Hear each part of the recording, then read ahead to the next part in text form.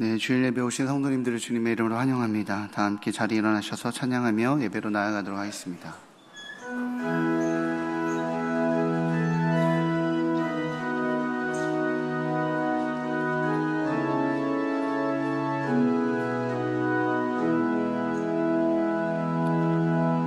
왕의 지성소에 들어가 보좌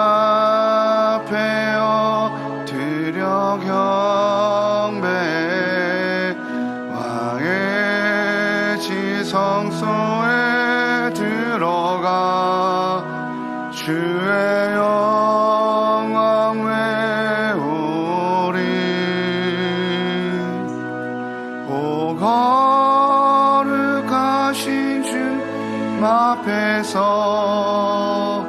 주 이름 높이리. 왕의 지성소에 들어가 영화롭게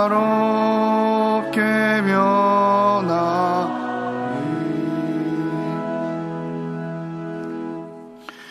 오라 우리가 여호와께 돌아가자. 여호와께서 우리를 찢으셨으나 도로 낫게 하실 것이요 우리를 치셨으나 싸매어 주실 것임이라. 여호와께서 이틀 후에 우리를 살리시며 셋째 날에 우리를 일으키시리니 우리가 그의 앞에 서리라. 아멘. 수고하고 무거운 짐진 자들아 다 내게로 오라 말씀하신 주님, 그 사랑의 초청에 응답하여 저희가 주님께 나아왔나이다. 예배하는 이 시간 우리가 안고 온 모든 걱정과 근심과 인생의 무거운 짐을 내려놓게 하여 주옵소서. 오직 믿음으로 하나님만 바라보며 영과 진리로 예배하오니 기쁘게 받아 주옵소서. 우리의 몸과 마음이 심히도 지치고 피곤하오니 오늘의 신령한 양식으로 채워 주옵소서. 주님께서 주시는 은혜를 충만하게 받아서 우리 영혼이 하늘로 솟구쳐 날아오르는 독수리처럼 새 힘을 얻게 하여 주옵소서. 예수님의 이름으로 기원하옵나이다. 아멘. 찬송가 14장으로 함께 찬양하시겠습니다.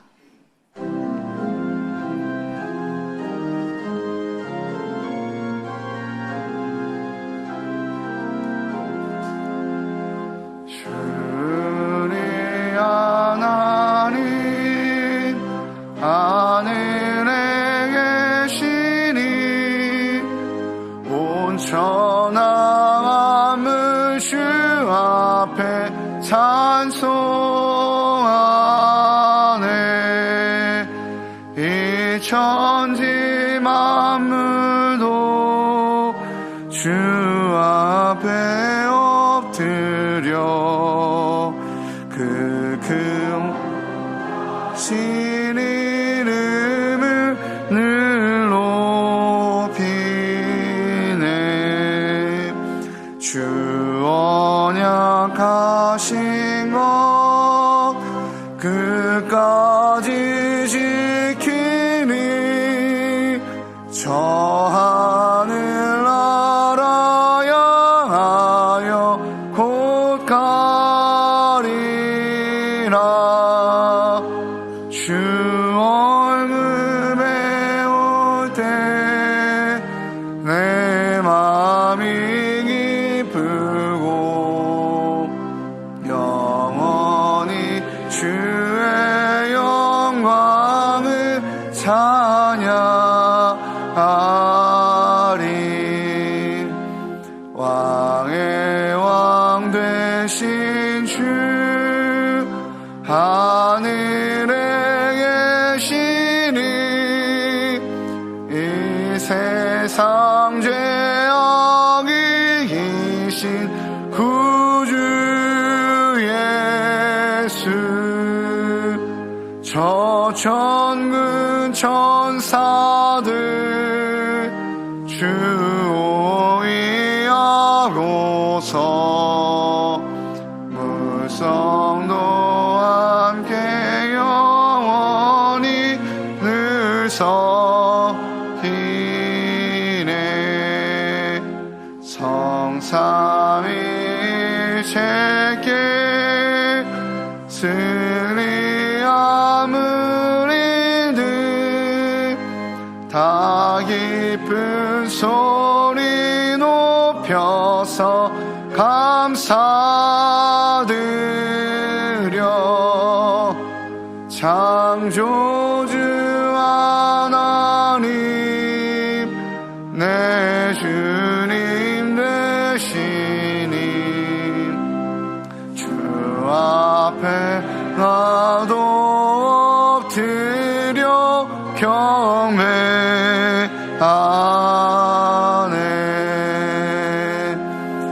아멘.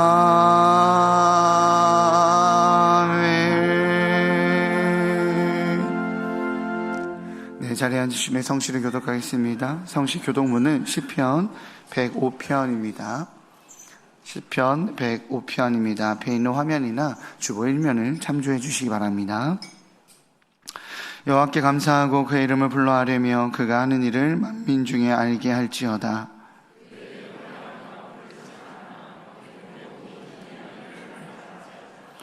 그의 거룩한 이름을 자랑하라. 여호와를 구하는 자들은 마음이 즐거울지로다.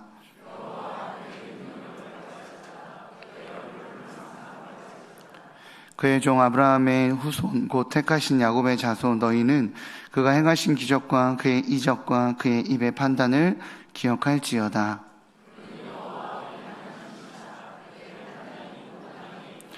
그는 그의 언약 곧 천대에 걸쳐 명령하신 말씀을 영원히 기억하셨으니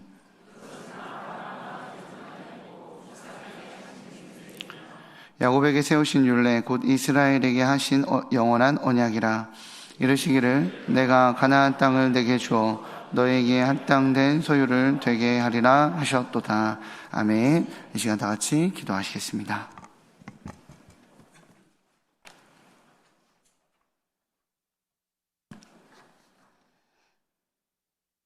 모든 육체가 구원을 얻기까지 쉬지 않으실 만군의 여호와 하나님을 찬양합니다.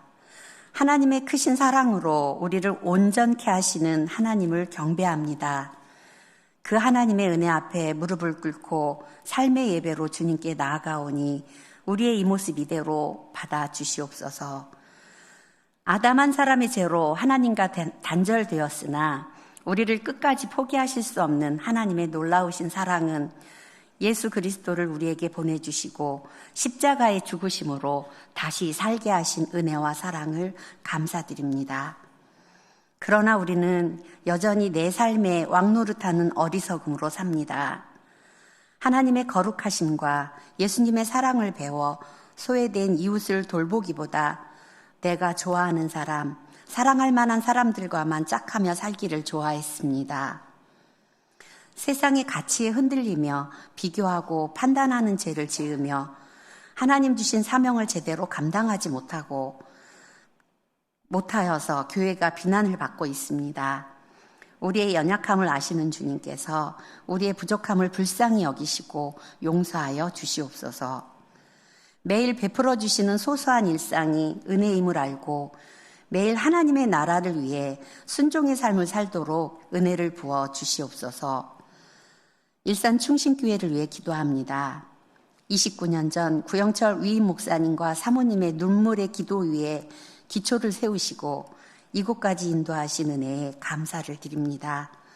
목사님께 건강을 더하여 주셔서 진리의 말씀이 선포되는 교회, 다음 세대가 돌아오는 건강한 교회, 세상에 하나님의 빛을 전달하는 통로로 쓰임받는 교회가 되게 하실 것을 믿습니다. 그 일에 부목사님과 전도사님들께도 힘과 능력을 주셔서 목사님을 돕는 일에 한마음이게 하옵소서.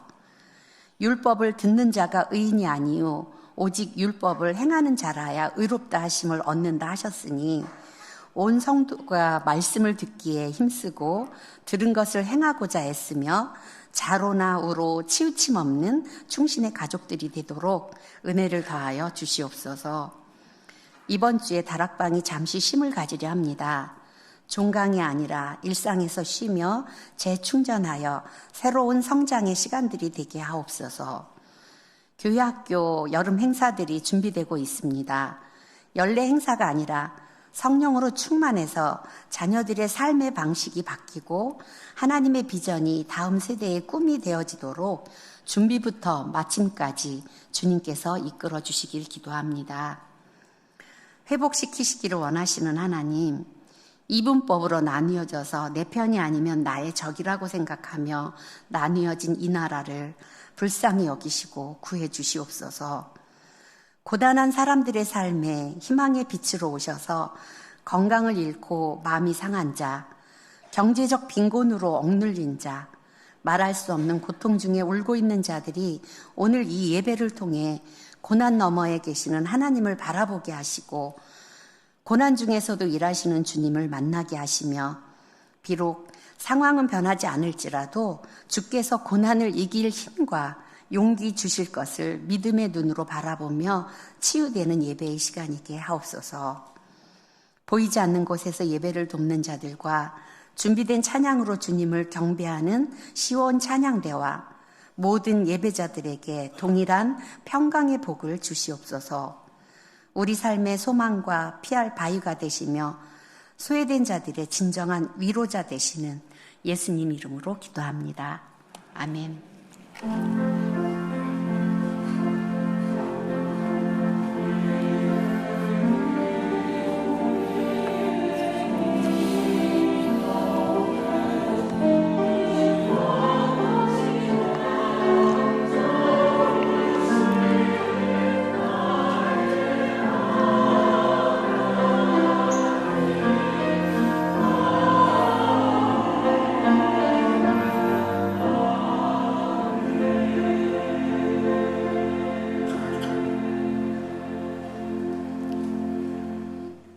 자리에 일어서서 마음과 정성을 다해 드린 예물을 봉헌하겠습니다.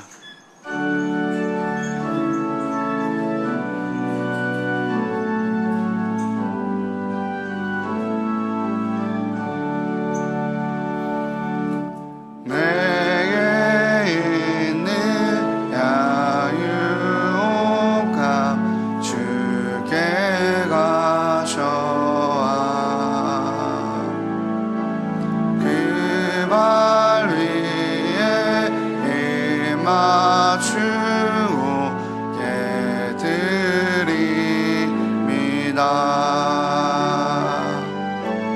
나를 위해 험한 산길 오르신 그 발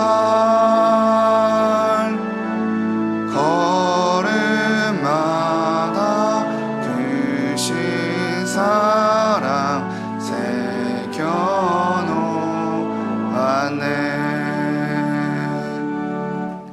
내게 있는 야유가 주께 가셔와 그 발 위에 힘 맞추고 깨드립니다.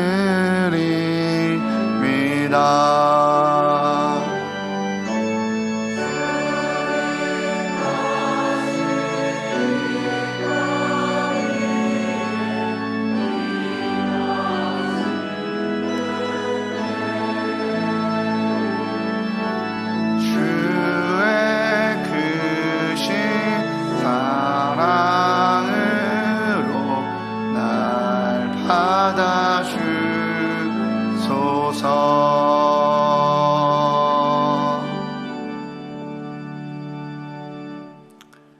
생명과 소망 없이 죽음을 향해 달려가기에 죽음 안에 거할 수밖에 없는 저희들의 시간 속으로 걸어 들어와 친히 고통을 감내하시고 자신의 생명을 내어주신 주님의 사랑을 기억합니다.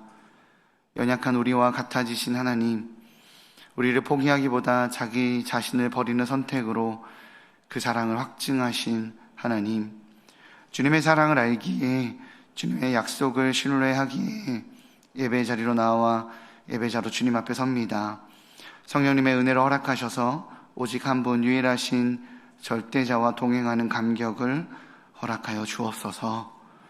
주님과 함께 걷는 인생으로 하나님 아버지의 뜻을 이뤄가는 삶이 되기를 사모합니다. 저희들의 땀의 수고가 주님께 영광이 되기를 바라며 저희들에게 주어진 달란트가 하나님의 이름을 드러내기를 갈망하며 예물을 올려드립니다. 모든 것의 주인 되시는 주님, 11조를 받아 주옵소서. 늘 동행하시고 돌보시는 주님, 감사 예물을 올려드리오니 받아 주옵소서. 주님과의 약속을 지키고자 합니다. 지정헌금을 받아주시고 주님의 명령에 순종하오니 구제헌금과 장학헌금과 성교헌금을 받아 주옵소서. 주님께서 흠양하여 주시고 하나님 나라 확장에 사용하여 주옵소서. 주님의 임재를 사모하지만 함께하지 못하는 성도들이 있습니다. 나라를 지키기 위해 군복무를 감당하는 자녀들, 병상에서 육체의 연약함과 싸우는 환우들, 일터에서 자리를 지켜야 하는 성도들, 해외에서 고국을 그리워하여 예배하는 성도들, 함께 주님의 은혜 안에 거해야 하는 귀한 일산 충신의 가족들에게 찾아가 주시고 돌보주셔서 주님의 자녀로서의 풍성한 삶이 되게 하여 주옵소서. 모든 상황 속에서 영광받기 합당하신 우리 주 예수 그리스도의 이름으로 기도합니다. 아멘. 자리에 앉으시겠습니다.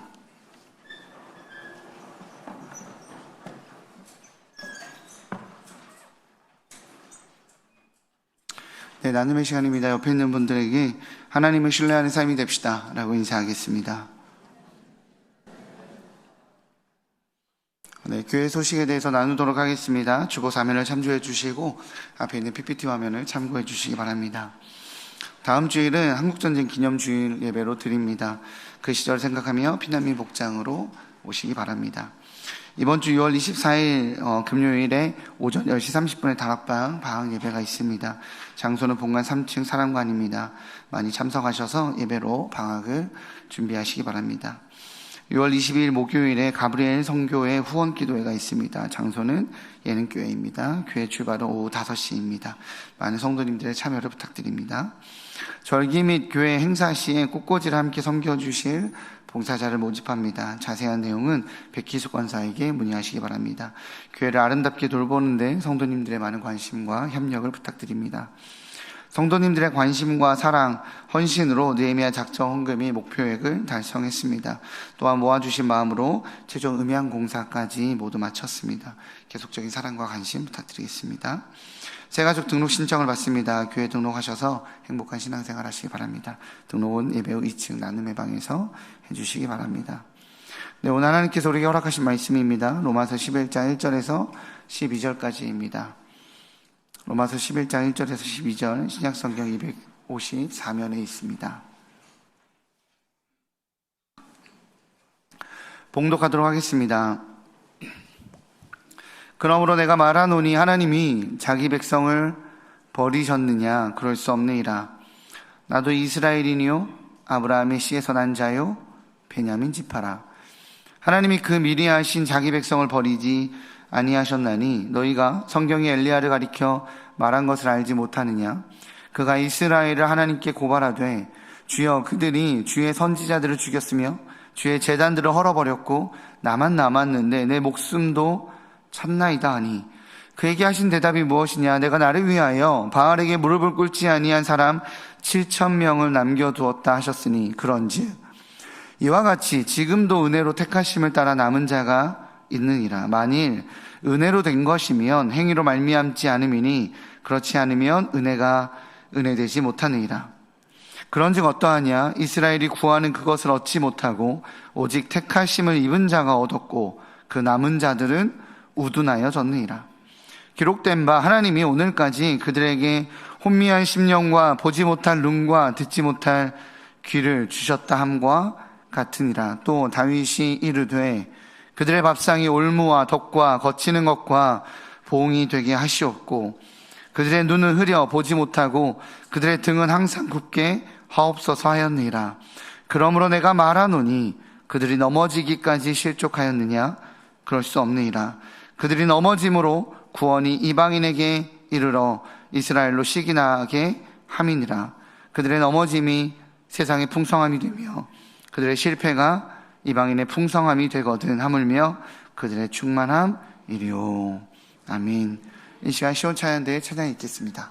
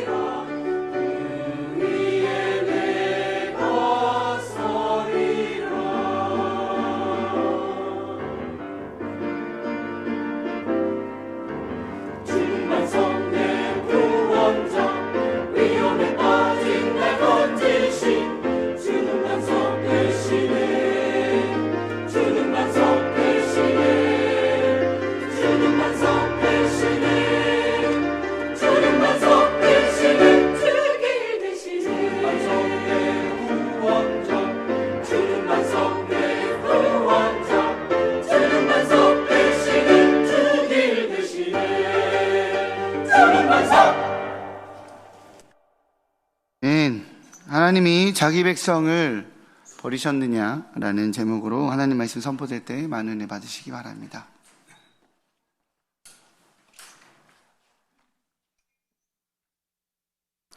여러분, 기도 가운데 인도네시아 스타르 신학교 헌당식과 학장 이침식을 잘 마치고 돌아왔습니다. 특별히 이번에 학장으로 우리가 파송한 윤영호 선교사님이 학장으로 취임하셨어요. 지금 선교대회 차 한국에 잠깐 들어오셨는데 오늘 2부 예배 드린다고 그랬는데 어디 계시나? 우리 윤영호 선교사님 일어나 보십시오. 요 앞에 있는 데서 등장 밑에 한번 일어나십시오. 우리 한번 힘차게 한번 박수로 환영하겠습니다. 예, 신경민 선교사님 같이 나오셨어요.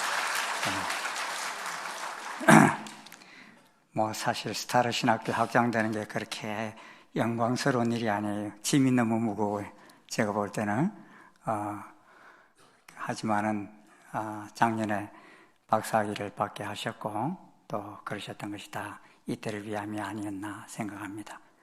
지금 화면에 나와 있는 저곳이 1층에는 강의실들이 있고 2층에는 강당이 있는데 그 강당에서 우리 침식을 했고 또 그 다음 날은 또 유치원 졸업식을 또 하는 것을 보았습니다.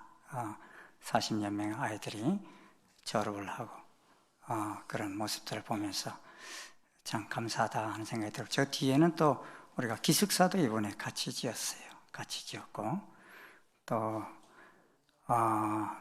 김동연 목사님과 일산동안교회가 헌금해 주셔서 거기에 거의 7,000평에다가 지금 남자 기숙사도 지을 땅인데 크게 양어장을 지어가지고 메기들이 지금 수천 마리가 뛰어놀더라고요. 그래서 메기 드시고 싶으신 분 스타르 신학교 방문해 보십시오. 참 귀하게 발전하고 있고 또 많은 심령들이 저 속에서 자라나는 것을 보고서 참 기쁜 시간이었습니다. 계속해서 여러분 기도해 주셔서 힘있게 달려갈 수 있는 우리 신학교 될 수 있도록 기도해 주시기를 바랍니다. 사탄이 하는 사역 중에 참 중요한 사역이 하나가 있어요. 그것은 중요한 것을 중요하게 여기지 못하게 유혹하는 것입니다. 대표적인 것이 무엇인가 하면 선악과입니다. 선악과는 보편적인 과일 열매 중에 하나가 아닙니다. 그것은 에덴 동산의 주인이 하나님이심을 나타내는 열매입니다. 그러게 하나님은 사람이 에덴 동산의 모든 실과는 다 따먹을 수 있지만은 선악과만큼은 따먹지 못하게 하셨어요. 그것은 에덴 동산 주인이 누구라는 거예요? 하나님이다 하는 것을 알게 하기 위해서 그렇게 한 것입니다. 그런데 사단은 이를 무너뜨리려고 유혹했습니다. 따먹어. 따먹으면 너 하나님처럼 돼. 그러면서 그것을 따먹도록 유혹한 것이죠. 여러분, 이런 유혹을 우리가 오늘 이 세상 속에서도 많이 받는 것을 보게 돼요.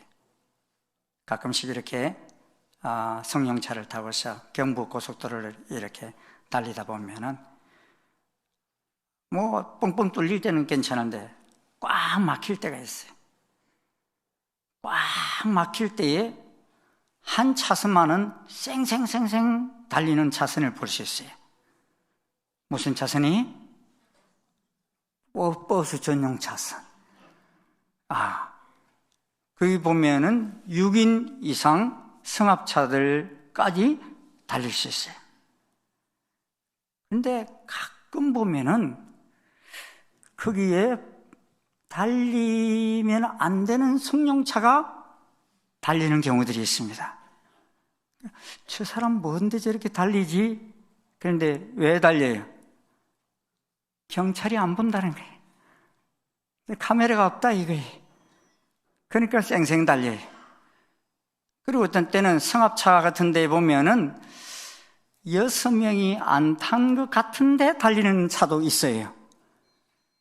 그런데요, 요새 어떤 사람은 거기다가 인형을 태워가지고 달린대.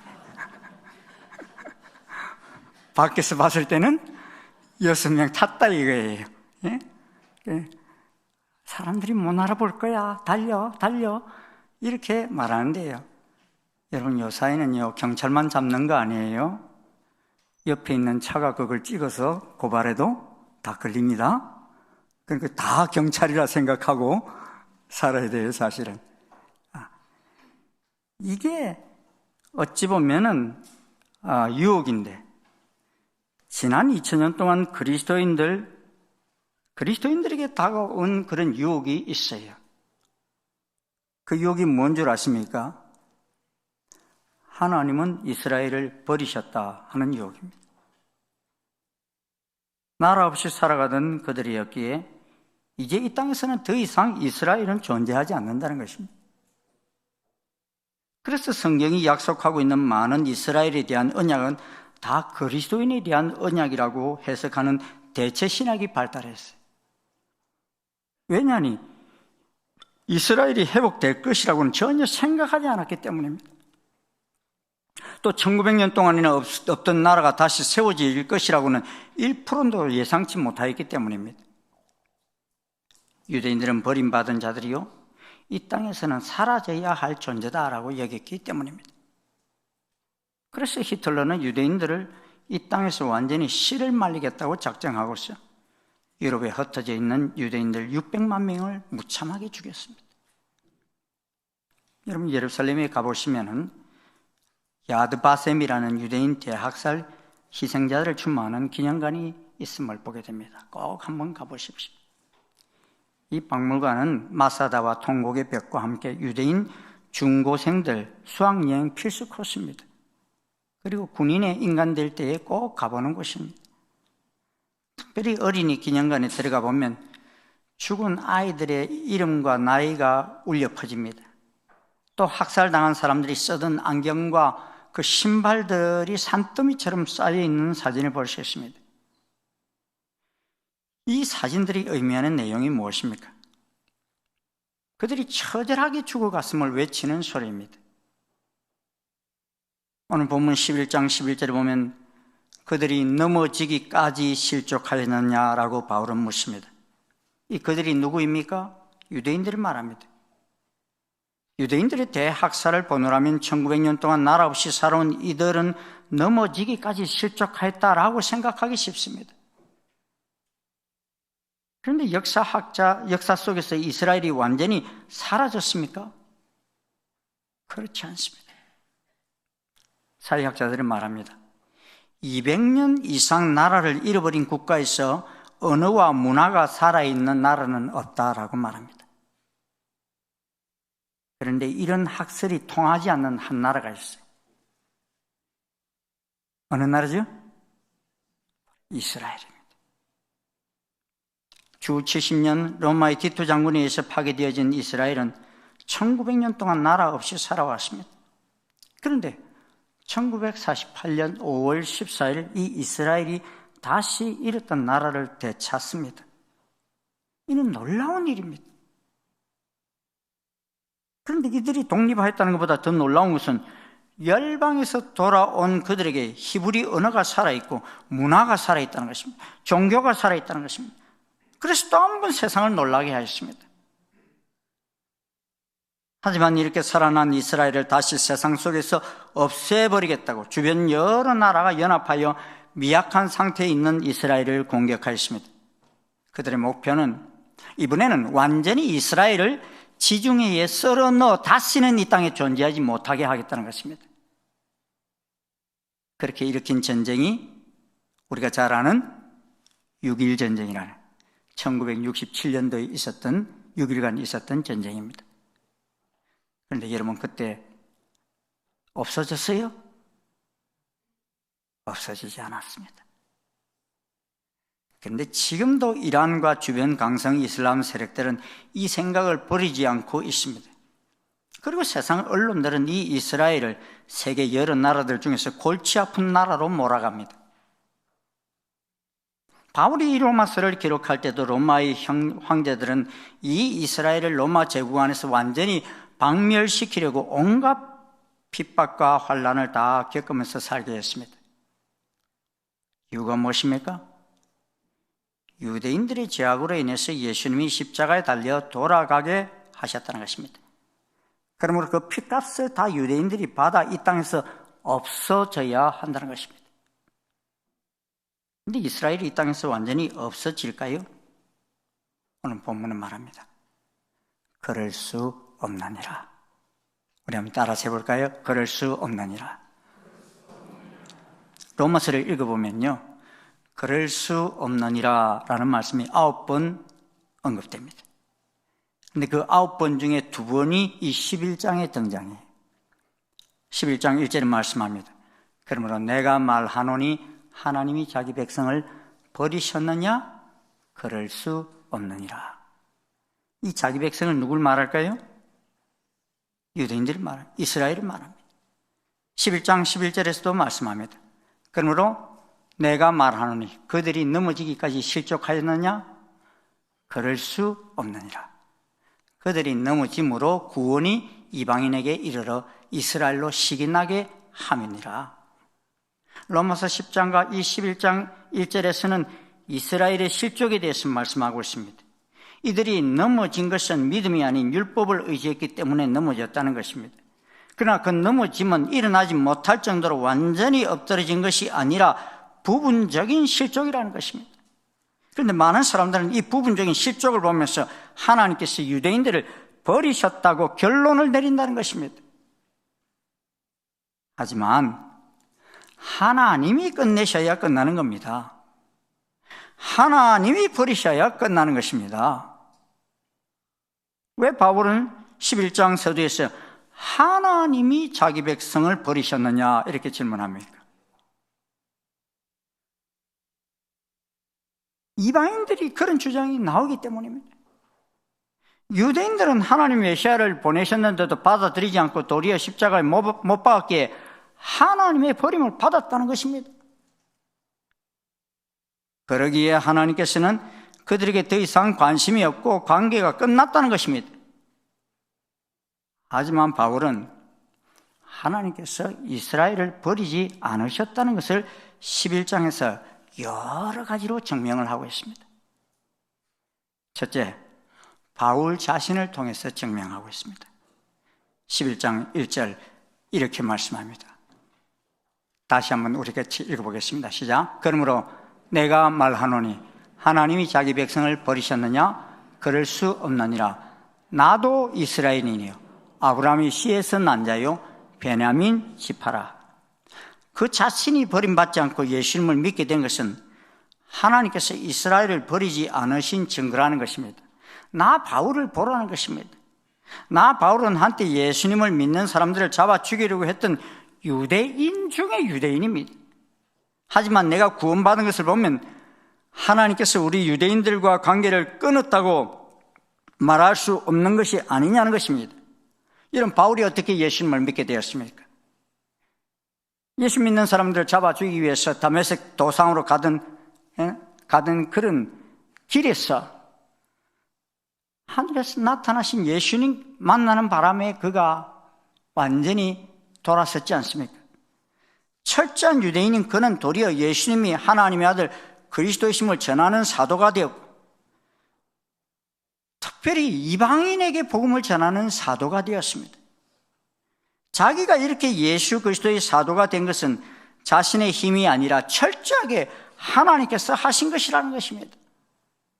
그렇게 자기를 변화시키신 하나님을 보면 이스라엘을 버리지 않으셨다는 것입니다. 둘째로는 남은 자 사상입니다. 2절에서부터 5절까지 말씀입니다. 아합이 왕으로 다스리던 시절에 그의 아내 이세벨이 엘리야 선지자를 죽이려고 했습니다.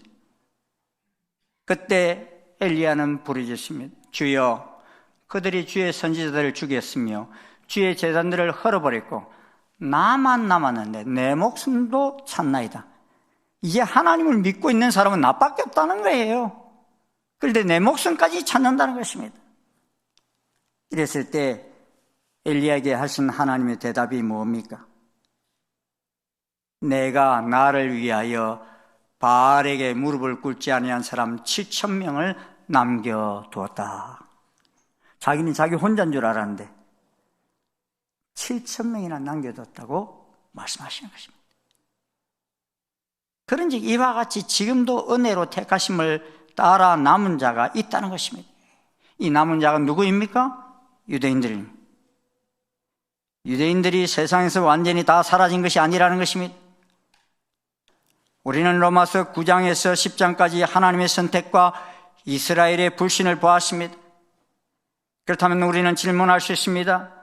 그러면 하나님은 선택하였지만 불신한 유대인을 버리셨습니까?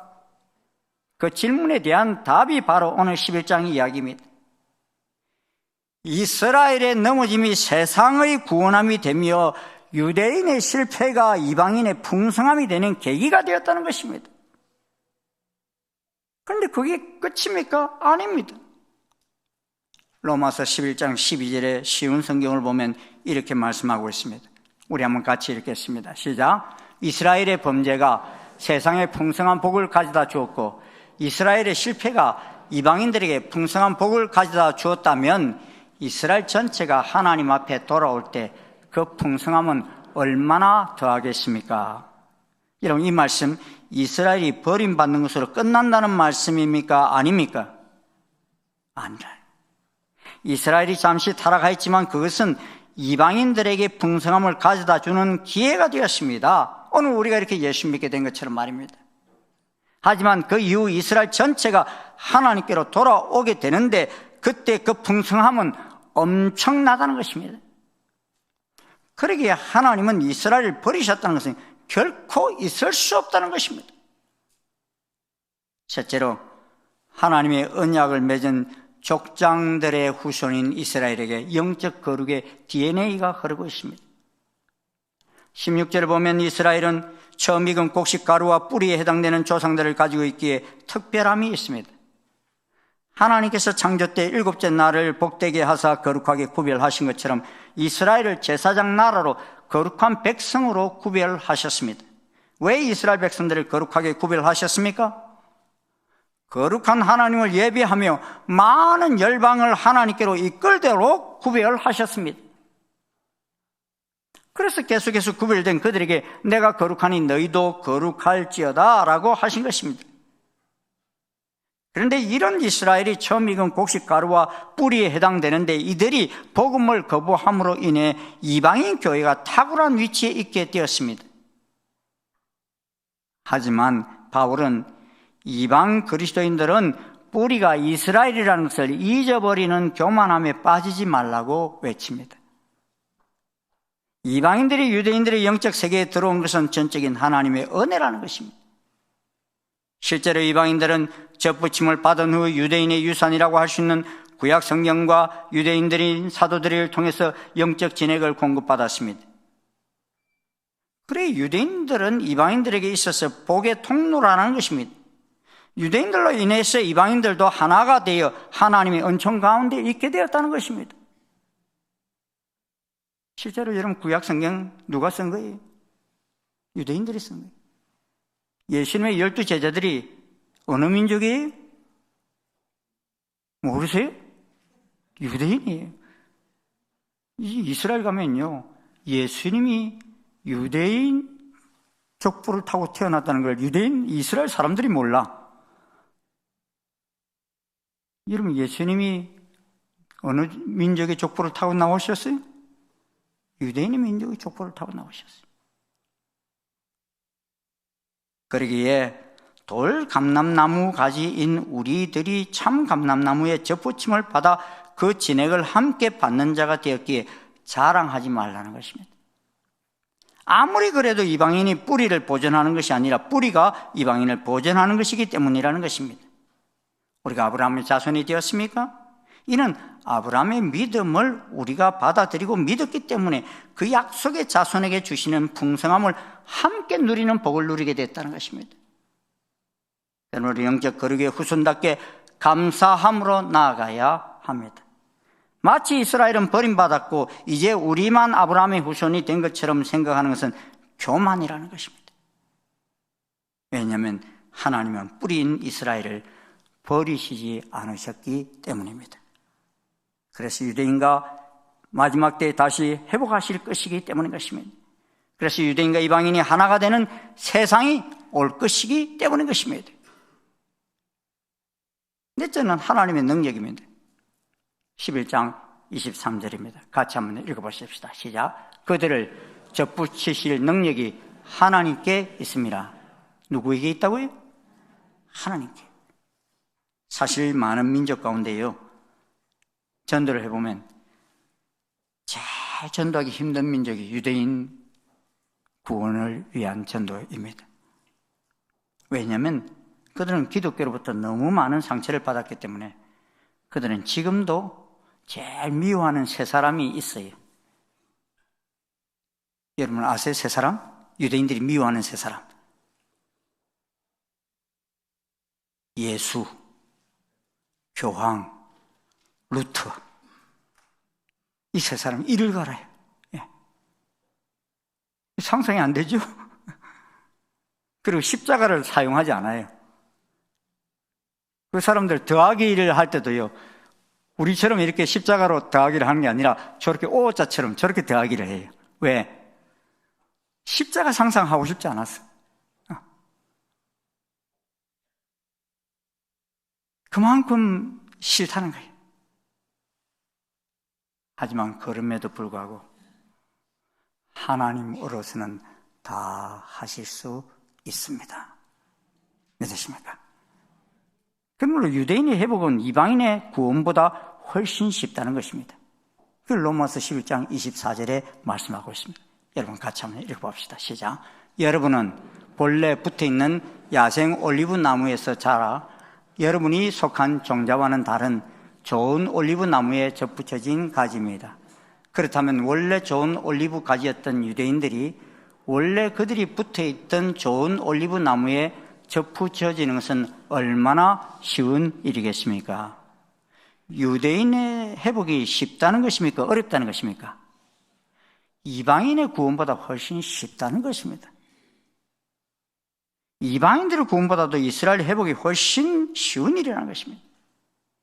그러므로 결코 이스라엘이 버리운 것이 아니라는 것입니다. 언약 밖에 있던 이방인들을 구원하셨던 하나님께서 본래 언약의 자손이었던 유대인들을 구원하는 것은 훨씬 더 쉬운 일이라는 것입니다. 이는 이들을 다시 회복하는 것은 언약입니다. 11장 27절입니다. 그들에게 이루어지는 내 언약이 이것이라. 이스라엘이 넘어졌습니다. 그러나 하나님께서는 그 이스라엘을 내버려 두지 않으셨습니다. 왜냐하면 주권적인 언약을 맺으셨고 언약을 지키실 신실하신 하나님이시기 때문입니다. 그에 대한 말씀이 이미 9장 6절에도 나와 있습니다. 그러나 하나님의 말씀이 폐하여진 것 같지 않도다. 여기 말씀은 특별히 언약을 뜻합니다. 하나님께서는 아브라함과 이삭과 야곱을 통해서 이스라엘이 복을 받고 복의 통로가 될 것이라는 언약을 맺으셨습니다. 그것은 하나님의 일방적인 사랑의 언약이었기 때문에 비록 이스라엘이 복음을 거부했지만 신실하신 하나님께서는 그들을 포기하지 않으셨습니다. 넘어진 것은 이스라엘이 넘어졌지 하나님이 넘어진 것이 아니라는 것입니다. 할렐루야. 하나님은 넘어진 이스라엘을 향해서 지금도 변함없이 사랑하시며 신실하시다는 것입니다. 그리고 이스라엘의 넘어짐은 부분적이고 일시적이라는 것입니다. 왜냐하면 하나님께서는요, 해와 달과 별들이 있는 한 이스라엘도 영원하리라고 말씀하셨기 때문입니다. 예레미야 31장 35절 36절 말씀, 우리 너무 귀한 말씀이에요. 한번 같이 읽어보시겠습니다. 시작. 낮에는 해를 주셔서 빛을 밝혀주시고 밤에는 달과 별들이 빛을 밝히도록 정하여 놓으시고 바다를 뛰어흔들어 파도가 소리치게 하시는 분, 그 이름은 만군의 주이시다. 주께서 이렇게 말씀하신다. 이 정해진 질서가 내 앞에서 사라지지 않는 한 이스라엘 자손도 내 앞에서 언제까지나 한민족으로 남아 있을 것이다. 나 주의 말이다. 누구의 말이라고요? 주가 누구예요? 하나님이십니다. 해가 있고 달과 별들이 있고 바다 파도가 있는 한 이스라엘은 한민족으로 남아 있다는 것입니다. 지금 해와 달과 별들이 정해진 질서를 따라 움직이고 있습니까? 움직이고 있어요? 그렇습니다. 그러하기 이스라엘이 한민족으로 남아 있는 것입니다. 주님 오시면 이제 이런 질서들이 다 없어져요. 예? 다섯 번째는 하나님의 긍휼입니다. 하나님께서는 이방인에게 긍휼을 베푸셨듯이 이제 유대인들에게 긍휼을 베푸실 것입니다. 로마서 11장 30절에서 32절까지 말씀입니다. 같이 또 읽겠습니다. 시작. 너희는 전에는 하나님께 순종하지 아니하더니 이스라엘이 순종하지 아니함으로 이제 긍휼을 입었느니라. 이와 같이 이 사람들이 순종하지 아니하니 이는 너희에게 베푸시는 긍휼로 이제 그들도 긍휼을 얻게 하려 하심이라. 하나님이 모든 사람을 순종하지 아니하는 가운데 가두어 두심은 모든 사람에게 긍휼을 베풀려 하심이로다. 여러분, 모든 사람 안에 누가 포함되어 있어요? 이방인과 유대인 모두가 다 포함되어 있어요. 그러게 이스라엘은 버림받은 자들이 아니라는 것입니다. 이방인을 긍휼히 여기신 그 하나님께서 누구도 긍휼히 여기신다고요? 이스라엘도 긍휼히 여기셔서 모두가 다 그 긍휼 안에 거하게 하신다는 것입니다. 할렐루야. 예. 유대인 노벨상 수상작가인 엘리 위젤이 있습니다. 나이트라는 책을 쓴 것으로 유명하죠. 그는 나치 수용소에 갇혀 있었습니다. 그곳에서 10대 유대인 소년이 수용소를 탈출하려고 시도하다가 공개 처형을 당합니다. 10대 소년은 천천히 서서히 죽어갑니다. 엘리 위젤은 그 모습을 보면서 피 묻은 절규, 피 끓는 절규를 외칩니다.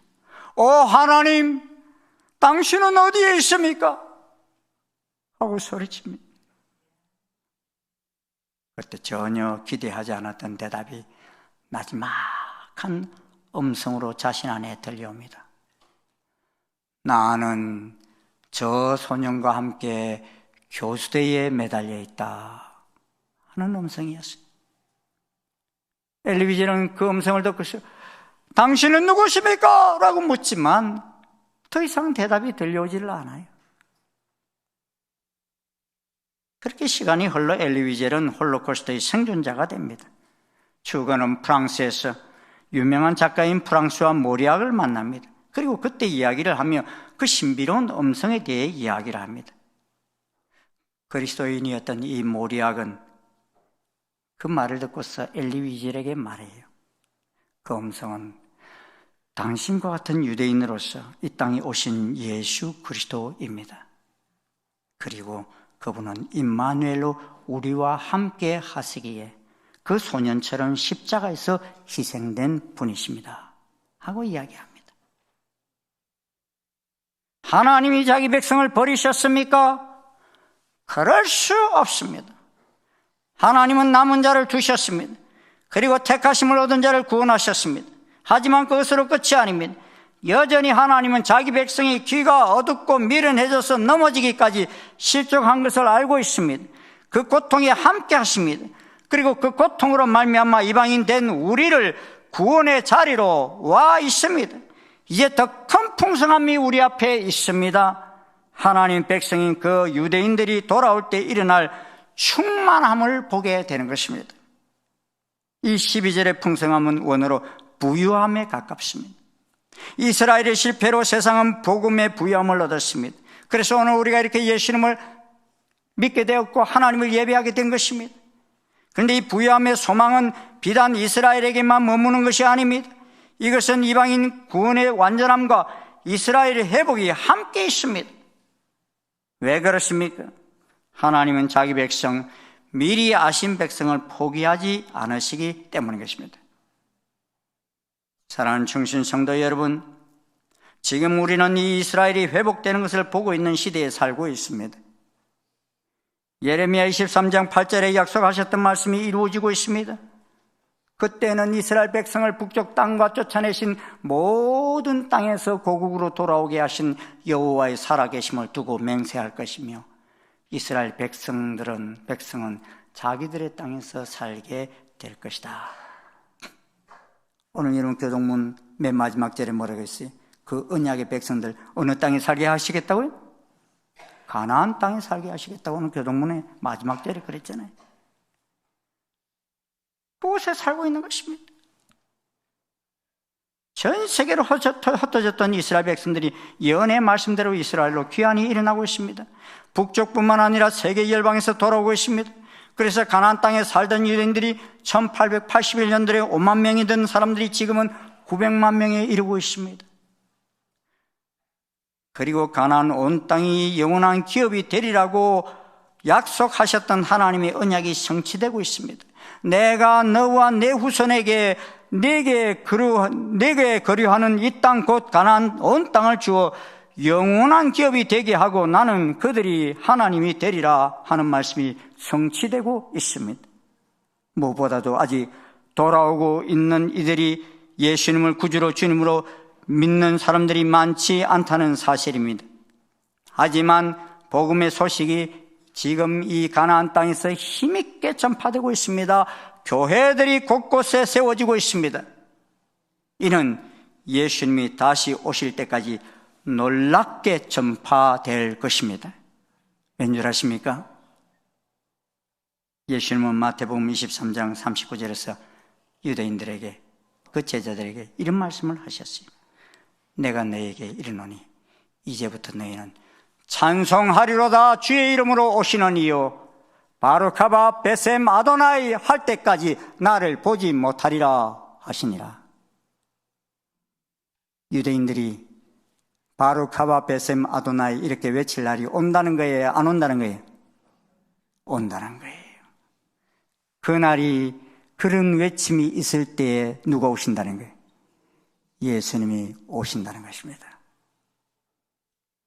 그럼 그 외침이 앞으로 있겠어요, 없겠어요? 있다는 거예요. 어디에서? 저 가나안 땅, 이스라엘 땅에서 있게 된다는 것입니다. 지난주 인도네시아 스타라 신학 헌당식을 했을 때 마침 방학을 맞이하면서 매년마다 나아가는 전도대 파송이 있었어요. 전도대 파송이 있었는데 이번에 5개 지역으로 나가는 것을 보았어요. 교수들과 학생들이 구성이 되어서 이번에도 한 60명 정도가 5개 팀을 이뤄서 나갔는데 제가 물었어요. 어디까지 가느냐고. 그랬더니 제일 멀리 가는 팀이요, 자동차로 15시간 가서 그 자동차를 배에 태워가지고 배 타고 또 10시간 가서 거기 내려가지고 또 5시간을 차로 가야 되는 그러한 리아스 섬까지 간다고 그래요. 아우, 저는 기절할 뻔했어요. 야, 이 섬이 많고 땅이 넓으니까요, 우리는 뭐 다 가봐야 5시간인데 복음이 충만하게 전파되지 않는 그런 곳을, 미전도 종족을 향해서 그런 팀들이, 이 신학생들이 교수들과 함께 팀을 이루어가는 것을 보면서 제 마음에 참 감동이 되더라고요. 야, 이들이 이렇게 복음이 전해지지 않는 이 많은 땅을 향해서 나아가는 것을 볼 때 정말 이제 주님 말씀하신 대로 이방인의 충만한 수가 곳곳에서 일어나고 있구나 하는 것을 볼 수 있었어요. 여러분, 세계 곳곳에서 지금 성령께서 강권적으로 복음을 전하는 나라들이 있어요. 제일 복음 전하기 힘든 이슬람 지역 나라 어느 나라인 줄 아세요? 이란과 같은 나라예요. 근데 그런 곳이 제일 복음화율이 지금 빠르고 있어요. 빠르게 전파되고 있어요. 누가 역사하시는 줄 아세요? 성령께서 역사하셔서 바울에게 나타나신 것처럼 꿈에 나타나가지고 복음을 전하고 강권적으로 바꾸는 역사들이 일어나고 있다. 뭘 말합니까? 주님이 오실 날이 가까웠다. 2000년 전에만 그런 일이 있는 것이 아니라 지금도 일어나고 있다. 이제 이방인들에게 풍성한 복음의 소식이 전파되는 것은 거의 마무리 단계에 있음을 알 수 있습니다. 그런데 로마서 11장 25절 26절에서 무엇을 말씀하고 있습니까?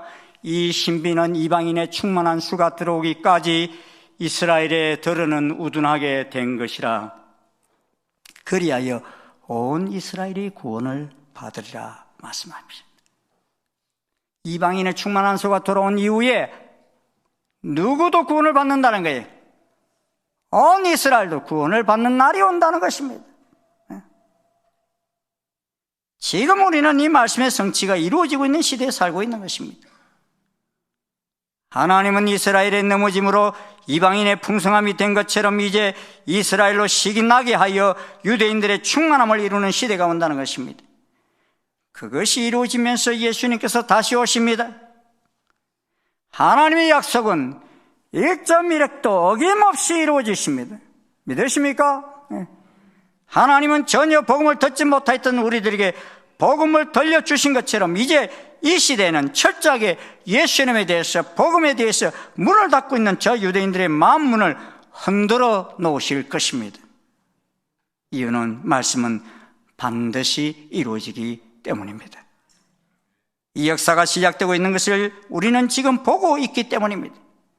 지금 우리의 눈이 가리워져 있고 마음이 혼미해지지 있지 않습니까? 말씀이 들리지 않고 기도하려 해도 마음이 막혀 있지 않습니까? 하나님은 이스라엘을 포기하지 않으셨듯이 우리도 포기하지 않습니다. 그리고 이스라엘을 회복시키셨듯이 우리 역시 회복시키시며 하나님 백성으로 삼으십니다. 우리의 그 무엇이 아닌 자기 백성을 찾으시는 하나님의 사랑 때문입니다. 그 사랑이 이스라엘을 회복시키시고 그 사랑이 또한 우리 사랑하는 가족들을 회복시키실 것입니다. 이방인들을 구원하시며 온 이스라엘을 회복시키시는 하나님의 역사에 동참하여 이 마지막 때 하나님이 귀한 동력자로 달려가는 우리 모두가 될 수 있기를 주의 이름으로 축원합니다. 기도하시겠습니다. 하나님이 택하셨지만도 수없이 하나님을 대적하고 배반하고 하나님 보내신 메시아를 십자가에 못 박기까지 하였던 그들이었는데도 그럼에도 하나님은 그들을 포기하지 않으시고 그들을 사랑하실 때 끝까지 사랑하시는 그 모습을 저희들이 바라봅니다. 하나님의 그 긍휼 때문에 저희들이 오늘 여기 있음을 감사합니다. 이스라엘의 그 실족으로 인해서 이방인들의 풍성함을 누리게 되었고 이제 이 마지막 때는 아버지 하나님 이 이방인들의 구원이 다 이루어지며 충만한 수가 들어오면서 이스라엘의 또한 구원을 받는 그 시기가 올 것을 내다봅니다. 이는 주님이 말씀하셨기 때문입니다. 주님이 지금도 포기하지 않고 계시기 때문인 것을 저희들이 바라봅니다. 주님이 크신 하나님의 사랑을 저희들 잊지 않게 도와주시옵시고 이미 하나님의 긍휼을 풍성하게 입은 저희들 아버지의 뜻을 이루어가는 이 귀한 사역에 동참자가 될 수 있는 저희들 되게 도와주시옵소서. 그래서 아직도 복음을 듣지 못하고 알지 못하는 많은 아버지 이방 땅의 사람들뿐만 아니라 저 이스라엘 땅, 저 유대인들도 돌아오는 이 일에 저희들이 쓰임받게 인도해 주시옵소서. 예수님 이름으로 기도드리옵나이다. 아멘. 다 자리에서 일어나셔서 319장 찬송 함께 부르시겠습니다.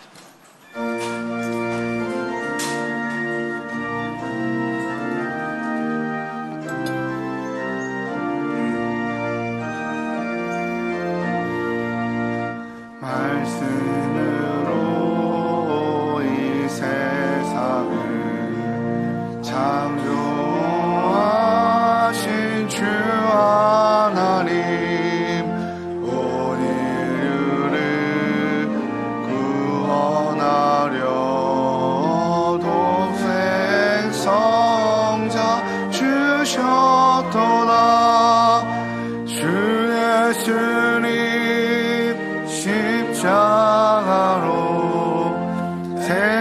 생명을 받은 우리 이 구원의 기쁜 소식 널리 널리 전파세.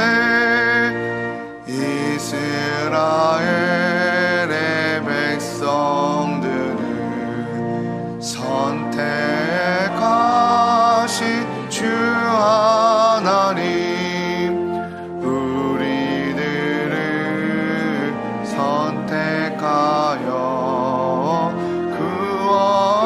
구원받게 하셨으니 특별하신 그 사랑을 한시라도 잊지 말고 하나님의 자녀답게 바로 살게 하옵소서. 선택받은 백성이요 구원받은 성도로서 우리에게 주신 사명 성실하게 수행하여 하나님께 존귀 영광 세상에선 빛과 소금 천국 가는 그날까지 몸과 마음 다 바치리.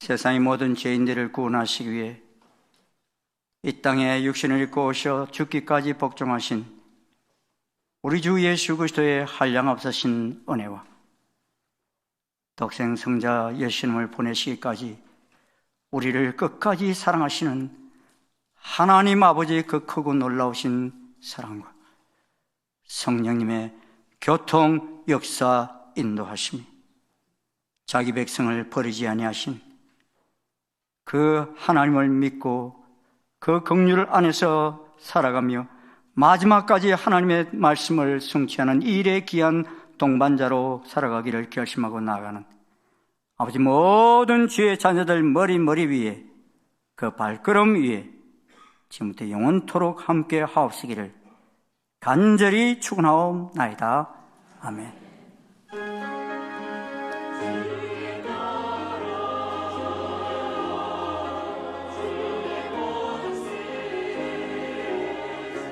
주